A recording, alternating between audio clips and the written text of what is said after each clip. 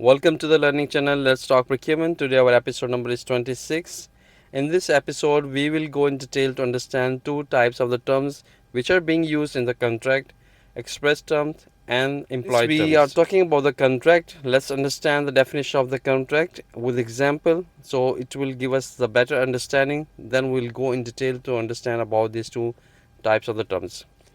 Contract is an agreement between two parties after several back and forth discussion and come to the same point or agreed point that also creates a legal obligation for the both parties, such as contract contains offers, consideration and acceptance between both parties.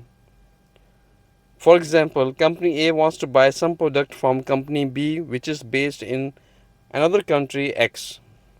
Company A and B must be agreed on certain terms and conditions which applied for the particular period of time. Contract length may be for 1 year or it could be 2 years. So during this contract and agreement period of time, both parties must oblige the contract and agreement terms and conditions. So on base of that, they will go for the trade process. So what is the express term? In these terms, both parties agreed on certain conditions and terms which could be a price or range of the product or is having the different specification of the product. Both are agreed on some kind of agreement that what kind of the product range they are going to buy from the supplier and what could be the price. It will be agreed from both parties. Supplier will release the price list of the product and the certain products which they're giving the authorization to the buyer to sell in their own market. Maybe the buyer and supplier are not in the same country. It's possibility they are on distance from each other. So this express term will help them to agree on the same point. The next is implied terms, which is linked to the common law.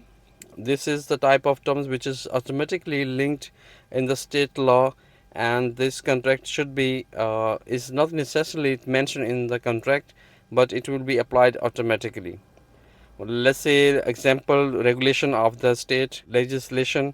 For example, the company B is authorized. Who is company B? Who is a seller? He wants to sell the product to company A. He is a buyer.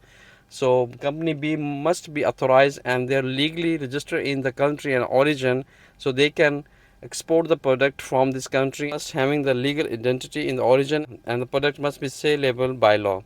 Learning, keep watching this channel. Thank you.